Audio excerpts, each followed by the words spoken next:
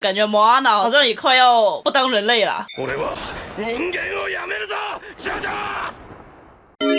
影片中有大量爆雷，观看时请多加注意。如果喜欢影片的内容，请按赞、订阅、分享，也不要忘记开启小铃铛哦。大家好，我是正风。大家好，我是小颖。今天我们要聊的电影是《海洋奇缘2》。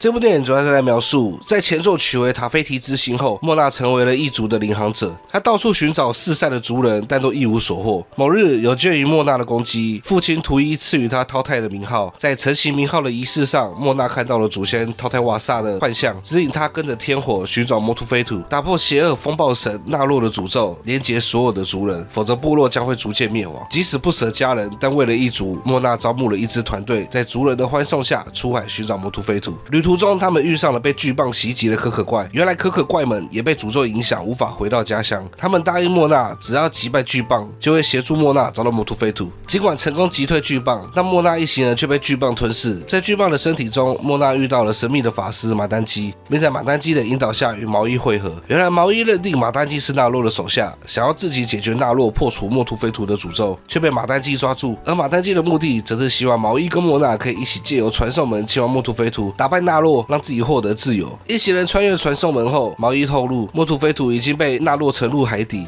在纳洛的领域中，大海也帮不了莫娜。这对凡人是一个太过艰难的任务，因此毛伊才打算一个人解决。此时海兽来袭，打坏了船只。众人虽然幸运飘到了附近的孤岛，但残酷的现状却让大家陷入绝望。毛伊鼓励莫娜不要放弃，最终他们想出了办法，让毛伊将摩图菲图拉出海面，再由莫娜登上岛屿解除诅咒。他们修好独木舟进入纳洛的领域后，遭受到了猛烈的攻击。毛伊拉起岛屿的过程中，被纳洛剥除了神性，失去意识。莫娜则灵机一动，决定直接潜入大海，触碰摩图菲图，成功解除诅咒的同时，也被纳洛的雷电击中。毛伊袭来后马上进入海中，但为时已晚。此时莫娜的祖灵们出现，在祖灵的帮助下，莫娜顺利复活，并因为解除诅咒的伟业，身上出现了纹身。摩图菲图成功浮出海面，莫娜也找到了四散在各地的族人，并带着这些族人回到了莫图努伊。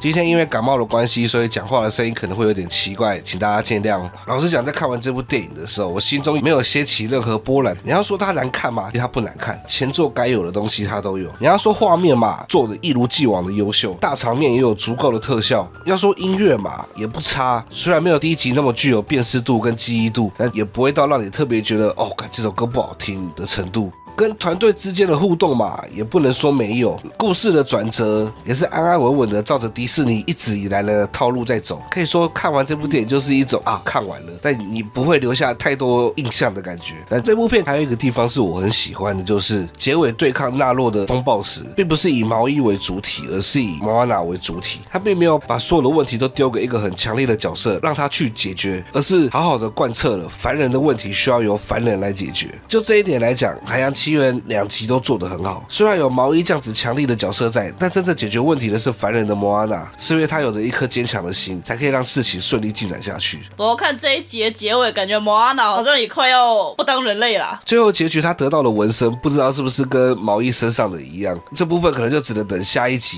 才知道那个纹身是不是有更重要的含义了。我对这一部先抱持一个相对中立的评价好了。一方面是它作为一个原本没有预计要出续集的电影，理所当然的会在第一部既有的设定上面多添加一些后期追加的设定，所以一定会有一些地方跟第一部有所冲突，也有可能会产生第一部已经很完善了，到第二部也许会变得很多余的情况出现。那另一方面是这一部很明显的在铺陈第3部，所以它必定会有下一集。也许我们可以把这部看作是接续第3集的一个过渡回，所以我可能会等到第3部出了之后再整体给一个评价。那只单以这部的话，音乐我只觉得马丹基的歌比较有记忆点，其他的我不予置评。我觉得这一部刚好就处在一个很尴尬的位置上。当初在做第1集的时候，他们一定没有想过会有第2集，所以第2集的故事很多地方感觉上都跟第1集产生了冲突。那在做第2集的时候，他们又想着我们要做第3集，使得这部的内容有很大的一部分都是为了下一部再埋伏笔。当然，如果完全忘记第一集的故事，只留下你觉得第一集好看的记忆的话，那你进场看这部电影的时候，你就会觉得它就是一个中规中矩的续作电影。但如果你脑袋中还怀有对于第一集的一些印象，甚至是有某些特别喜欢的场景时，你可能就会在观看这一部的过程中，慢慢的感受到有些地方好像跟第一集不太一样。现在讨论，我觉得最明显的差距就是这一集加入了莫阿娜的小伙伴们。毕竟第一集是莫阿娜跟毛衣2个人的冒险，那这一集帮莫阿娜多加了3个小伙伴，我觉得是还蛮有趣的，可以让莫阿娜在没有毛衣的情况下，还可以与其他的角色产生互动感，而不是莫阿娜一个人在跟大海做单口相声。只是他的小伙伴们选择的标准稍微有那么一点微妙，船匠是一个很合情合理的选择，毕竟他们要出海嘛。选择莫尼，毕竟莫尼知道很多古老的传说，也善于解读那些传说，再加上他的力气也很大，是一个很好用的人才。那农夫真的是有必要的存在吗？他甚至不会游泳。老实讲，第一集旅行了这么久，我们都没有去考虑过吃这件事情，这一集突然就开始在乎了。考虑到让故事变得更丰富，我是不介意多加几个新角色，让他们跟莫阿娜之间产生一些互动，让冒险的过程更多彩多姿。毕竟以这部来讲，毛衣到了蛮后面才出现的，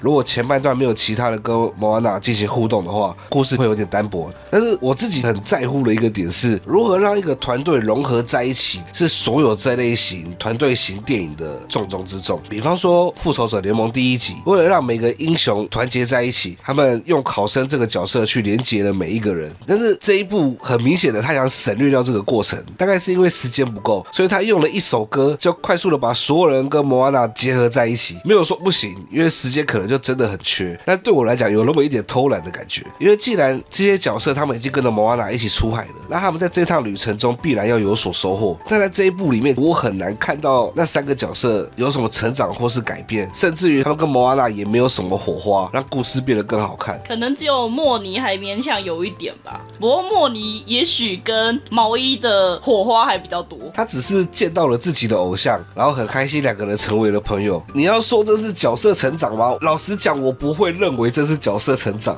船匠的角色跟他原本在村子里面做的事情并没有太大的差别，他在故事里面发挥了作用，但是这个角色就只是为了发挥这个作用而存在于这个队伍里面，除此之外他并没有太多的意义。农夫是我觉得最可惜的角色，他们帮他设定了一个不会游泳的弱点，理论上可以让他在这趟旅程中为了克服某个危险而学会游泳，借此来体现出他的成长。本来在最后有机会让他发出这样子的光芒，但是在他跳下去海里之后，画面就切走了。这段最可惜的是，虽然他让农夫下水去救毛衣，那这个 moment 同时发生的剧情是莫阿娜下水潜入海中，想要去直接触碰墨图菲图，这2相比较之下的轻重应该很明显吧，所以就显得农夫那边的剧情转折不是那么重要了。比起这3个伙伴，我觉得整部戏看起来最亮眼的同伴角色应该是可可怪。我觉得可可怪的加入真的是神来一笔，在上一集完全就是一群小王八蛋的存在，在这一集居然还可以成为自己人，而且可可怪本身的确很可爱，这又是一个很可爱的吉祥物角色，变成了我方强力的打手。怎么讲？这一部里面的可可怪，他就是集聚了可爱、可靠、帅气于一身的角色，有一种不管遇到了什么危险，可可怪都可以想办法帮助大家的感觉。至少他一定会射一发，而且大多数时候那一发都很有用。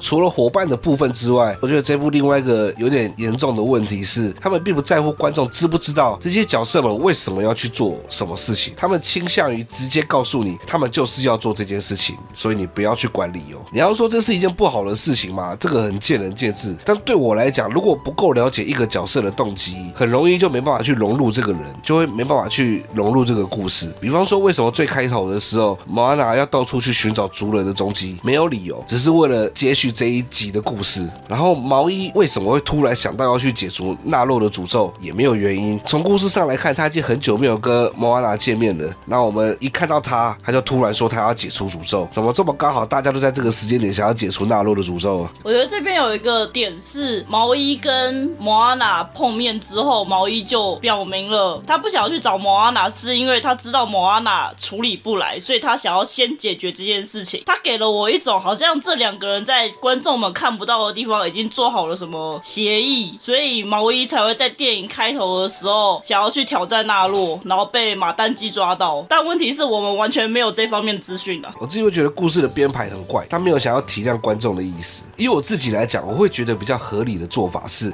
在开头的时候先演示莫阿娜看到的幻象，让我们知道他对于寻找族人这件事情是有急迫性的，然后可能让他跟毛衣在这边先见过一次面，去咨询关于诅咒的事情，由毛衣来安慰他，不用担心，然后再让毛衣决定自己去处理，而不是我们第一眼看到莫阿娜他就已经在找族人了，然后第一眼看到毛衣他就已经在想着要帮莫阿娜解决问题了，好像这个故事前面还有20分钟我们没有看到一样。整体来讲的话，我认为这是一部还算不错的儿童电影，作为卖点的音乐有维持前作的氛围，只是可惜没有前作耐听。故事的情节简单有力，过程也很流畅，遇到的困难大多都可以很快的就迎刃而解，属于可以很轻松观看，没有任何门槛的电影。但如果用成熟一点的视角，就会发现很多小问题，比方说角色的动机、互动的细节等等，虽然不影响观看，却很容易让人对角色失去认同感。可以轻松观看，没有门槛，但看完后也不会留下太多记忆。